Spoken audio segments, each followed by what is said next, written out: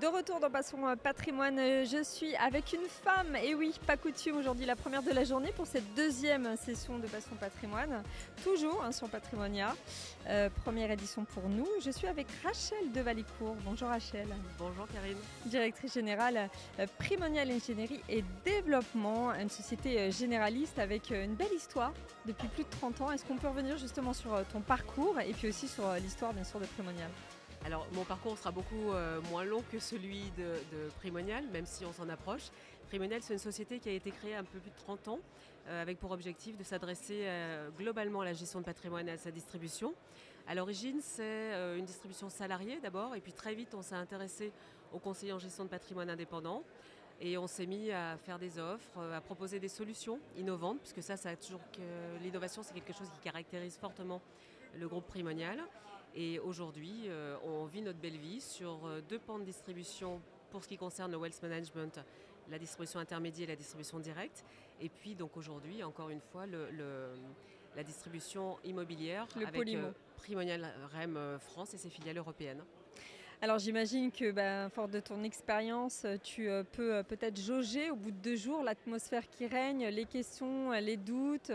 Qu'est-ce qui est revenu le plus souvent sur la table ? Clairement l'immobilier. Beaucoup, je crois, des CGP, des jeunes CGP, n'ont pas connu de crise immobilière. Alors les jeunes CGP ou les jeunes gérants, c'est assez rigolo à voir. Moi, on va dire que j'ai assez d'expérience pour l'avoir vécu une première fois. Et c'est aujourd'hui le sujet du moment. L'immobilier, je ne vous refais pas un peu de pédagogie, mais la hausse des taux, enfin tout ce qui se passe actuellement sur l'immobilier fait que c'est une classe d'actifs qui ne pouvait pas rester en suspension. Donc les véhicules qui soient SCPI, SCI, enfin globalement l'immobilier est touché. Je crois que c'est ce qui anime quand même une grosse partie. Et puis après tout ce qui est innovant, les derniers produits qui sont sortis ces dernières années, beaucoup de produits structurés, le private equity, on en parlera tout à l'heure, qui émerge. Donc beaucoup de classes d'actifs. Et ça, c'est notre métier que d'être présent pour répondre à toutes les questions de nos partenaires CGPI. Alors on va revenir justement à la fois sur votre relation privilégiée, vous êtes très proche du réseau CGP, mais aussi surtout à ces différents services, ces différents pôles. Qu'est-ce que vous faites concrètement chez Primonial Ingénierie et Développement ? Alors chez Primonial Ingénierie et Développement, nous faisons de la distribution. Donc la première voie de distribution, c'est l'historique, comme je vous le disais, c'est des conseillers en gestion de patrimoine salariés. Donc là, il y a environ 150 collaborateurs qui maillent le territoire et là, on s'adresse à des clients directement. Donc pour nous, c'est très important parce que c'est là où on prend le pouls de ce qui se passe aujourd'hui sur le marché, sur le patrimoine et on s'adresse aux clients directement. Alors ça renforce d'ailleurs notre expertise auprès de deuxième tunnel, j'ai envie de dire, de distribution, qui sont les conseillers en gestion de patrimoine indépendants, où là, on a plusieurs façons de s'adresser à eux. Donc l'historique, encore une fois, c'est Primonial Solutions. Donc là, on promeut les offres du groupe. Certains contrats relativement connus comme Sérénipierre, Capimo dont on parle beaucoup en ce moment, enfin, des produits phares. L'Office qui a tout de suite suivi, parce que dès 2015, on a eu cette prescience de savoir que le service allait manquer au CGPI. Donc dès 2015, on a créé une offre de services qui entoure les CGPI et qui prend en charge pour eux tout l'aspect chronophage mais nécessaire du métier. Et on connaît tous l'inflation réglementaire aujourd'hui de ce métier. Donc on va dire que l'Office, c'est un peu la nounou. Ça les décharge en quelque sorte ? Ça les décharge complètement. Alors ça les décharge de façon approfondie. Si je peux faire un petit zoom sur cette offre, c'est important parce que ça leur permet de retrouver le métier qu'ils ont choisi à l'origine, c'est-à-dire le conseil, face à un client. Et bien sûr. Et non pas l'admin. Et pas l'admin. Donc l'admin, c'est lourd à mettre en place, mais disons quand on rentre dans un parcours et qu'on devient partenaire de l'Office, parce que nous n'avons pas d'affiliés, pas de franchise, nous sommes partenaires, on leur livre un écosystème autour d'eux qui prend en charge du début de la gouvernance produit à l'intendance. On a des ingénieurs produits, on a des ingénieurs bien sûr patrimoniaux tout court. On va gérer jusqu'à le back, le middle office et la gestion des commissions. Donc c'est un écosystème complet qui nous permet aujourd'hui de vraiment rendre service et qui se déploie tranquillement au fur et à mesure des ans. Deuxième offre, et donc la troisième peut-être, c'est ce qu'on peut mettre en connexe, l'IMO par exemple, Net Investissement qu'on a acheté il y a 2 ans, on s'est marié avec eux et c'était très sympa parce que c'est une autre façon de voir la gestion de patrimoine, je crois que vous connaissez. J'ai eu Stéphane Van Nuffel il n'y a pas longtemps en podcast. Et c'est une autre façon d'envisager la relation beaucoup par le digital. Beaucoup plus décomplexé, rien à voir. Plus pédagogue. J'ai pas le même t-shirt, moi j'ai pas écrit ma mounette, mais vous voyez c'est une façon différente et c'est bien parce que c'est très complémentaire. On va dire que chez Primonial, on fait de la gestion de patrimoine qui conçoit et de la façon dont on a envie d'adresser les clients. C'est-à-dire que vous vous positionnez aussi en fonction de l'identité de vos clients et chacun en fait y trouve son compte. C'est ça, on ne fait pas de choix. Différents. L'objectif pour nous, c'est vraiment de pouvoir répondre à toutes les demandes et de ne pas faire de choix à la place soit du client final, soit du client professionnel. Alors, votre positionnement actuel, c'est les produits innovants, on vient de le comprendre, qui se basent sur des valeurs aussi fortes. Aujourd'hui, alors comme partout dans la finance, vous savez qu'on est préoccupé par la durabilité de nos produits. Alors on est guidé, de toute façon, on n'a pas trop le choix, hein. MIF 2 nous a poussé dans ce tunnel de la réglementation, des questionnaires ESG. Donc on a mis beaucoup d'entrain et de cœur à faire des questionnaires et à les livrer à nos partenaires CGPI. Donc aujourd'hui, c'est vrai qu'on s'attache à des contrats qui sont durables, qui sont engagés dans des domaines qui... Alors on ne fait pas de choix dans les domaines d'investissement parce que ce n'est pas nous qui le faisons. Nous, on va dire qu'on propose des enveloppes, hein. Alors après, vous avez Primonial REIM France, par exemple, qui nous propose des véhicules comme Primovi, qui est une SCPI de santé, la première sur le marché, et qui est vraiment là, en service rendu, qu'on voit directement intergénérationnel. Et ça, c'est une préoccupation qui, je crois, remplit assez unanimement son rôle. Mais après, les produits durables, c'est les articles 8 et 9, même s'ils sont peut-être remis en question bientôt. Oui. Pour l'instant, c'est des critères de choix, exactement. On attend, il y a un quiproquo entre Bercy Imbroglio et l'AMF. Voilà, on va voir où exactement. ça va mener. Mais donc, cette durabilité, elle nous est importante.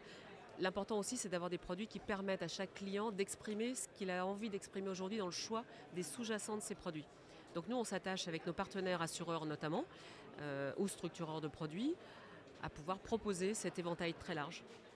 Alors, l'actualité, c'est aussi vos 2 lancements. Est-ce qu'on peut revenir dans le détail? Le premier, Primo Pacte 2. Primo Pacte 2, donc ça qu'on commercialise depuis un tout petit peu plus d'1 an. Donc la bonne nouvelle, je vous la livre en exclusivité, c'est qu'on a écrasé la courbe Angers et qu'on est positif. Donc ça, c'est une excellente nouvelle. Hier, exactement. Primo Pacte 2 qui fait suite à Primo Pacte 1, qui là, pareil, a une performance qui est très bonne dans l'environnement. Alors on l'a lancé en plein pendant la Covid et ça nous faisait rire à l'époque parce qu'on avait quand même 2 arguments de choc. C'est qu'à l'intérieur, vous aviez, donc vous savez, le private equity avec des sociétés non cotées, mais on avait à l'intérieur Picard, le meilleur ami de votre confinement, et puis Arena pour en sortir de ce confinement. Ah, c'est très drôle. Et donc ça a assez bien marché parce que ça parlait aux gens, hein. C'est Bien comme sûr. l'infrastructure, c'est des choses qui sont très concrètes. C'est concret, ouais. Primo Pacte 2, c'est la suite. Donc là, comme je vous le disais, depuis un petit peu plus d'1 an et avec une performance positive. Et là, donc là, on va le commercialiser encore pendant à peu près 1 an. Et puis on prendra le relais probablement, alors soit sur Primo Pacte 3, si ça marche bien et que c'est un véhicule qui est bien compris, et c'est le cas, soit sur une autre innovation primoniale. Et là, l'actualité de Patrimonia, c'est le nouvel FCPR lancé en exclusivité avec Edmond Rothschild. C'est la première fois qu'ils font un produit retail et ils ont choisi Primonial pour le distribuer en exclusivité. Donc dans notre contrat phare avec Suravenir qui s'appelle Sérénipierre. Avec cette optique de diversification, hein, toujours. Hein. Toujours très diversifié en private equity, donc qui est un univers qui commence à bien comprendre l'épargnant final. On en parlait tout à l'heure, c'est investir dans une économie réelle. C'est jouer vraiment un acteur avec ces sociétés. Vous disiez tout à l'heure qu'il y avait un engouement de plus en plus présent justement dans les private equity. Comment est-ce qu'on peut l'expliquer? Vous rentrez concrètement dans l'investissement. Quand je vous dis Picard et Arena, je vous le dis sur le ton de la blague, mais c'est très sérieux. C'est-à-dire que quand vous avez des clients qui font un choix de placement dans un univers où le client, n'oublions pas que le client retail, c'est peut-être ma maman et vos proches. Donc c'est des gens qui ont besoin qu'on leur explique de façon très concrète comment on met leur argent. Bien sûr, ils ont un conseiller, et l'intérêt d'ailleurs du métier de conseiller en gestion de patrimoine, indépendant ou pas, c'est d'avoir un lien privilégié. Et ce lien privilégié fait qu'il y a une grande confiance. Ceci étant dit, aujourd'hui, vous le savez, on est tenu à un devoir de conseil, à bien expliquer, une pédagogie, une transparence financière très importante. Investir dans le private equity, c'est dire voilà, je veux investir par exemple dans ce fonds qui a pour objectif de faire de l'agriculture durable, bio. Je veux investir dans cette société qui fait très attention aux critères de discrimination hommes et femmes. Je veux investir dans cette société qui fait très attention à l'inclusion des personnes en situation de handicap. Donc c'est aussi faire un choix un peu plus jusqu'au boutiste que de choisir une enveloppe et une performance. Est-ce que c'est pas aussi un peu plus risqué ? Alors, pas risqué au sens stricto sensu de la performance si on choisit bien son univers et son temps d'investissement. C'est un peu, vous voyez, je veux raccrocher 30 secondes si vous me donnez l'opportunité sur l'immobilier. C'est qu'aujourd'hui, on a un peu des petits mouvements de panique sur l'immobilier. Mais très concrètement, l'immobilier est un véhicule long. Par exemple, la SCPI, et c'est la source, c'est l'ASPIM qui le dit, c'est le véhicule le plus long. On le détient plus de 20 ans. Donc à aucun moment on ne peut croire que quand il y a un petit creux, ça va être une grosse déception. Bien sûr, à la fin du compte, il nous manquera ces 2-3 petites années, mais absolument pas, ça ne remet pas en compte l'objectif. Rachel, on est passé du tout, alors on va repasser au-dessus. Tu disais tout à l'heure, tu avais beaucoup de CGP là justement qui venaient. Tu parles justement de ce questionnement avec l'investisseur, surtout dans l'immobilier. C'est quoi le message que tu fais passer au CGP pour qu'ils rassurent justement sur la crise en ce moment? Est-ce que tu as une deadline en tête ou enfin, en tout cas un horizon où ça va se calmer un petit peu? C'est quoi? C'est 1 an? C'est 2 ans au niveau des taux? Alors moi, je n'ai pas de... Comme personne, Bien sûr, mais ce que je veux juste dire au CGP, et ils le savent parfaitement, c'est qu'on reprenne nos fondamentaux. Quand on est perdu, c'est toujours là où il faut revenir. C'est-à-dire, on fait un métier où le temps est long. Je crois que la grosse différence qu'on fait par rapport aux banques notamment, parce que souvent c'est le choix qu'a fait le client, pourquoi un CGPI, pourquoi une banque, le CGPI accompagne au long terme, on ne sait pas faire un métier de court terme. Donc je crois qu'on se trompe quand on se dit par exemple de façon opportune, et pourtant c'est vrai que l'univers d'investissement est très vivant aujourd'hui, mais je crois qu'on se trompe un petit peu quand on se dit qu'un véhicule immobilier peut être arbitré très rapidement au profit d'un véhicule qui a une performance supérieure. Ça serait dommage. Beaucoup d'arbitrage alors. Beaucoup trop, parce trop. qu'en fait, il faut reconsidérer l'objectif du client. Dans sa globalité. Oui, alors diversifier, arbitrer un peu pour répartir les masses et profiter d'opportunités financières, oui.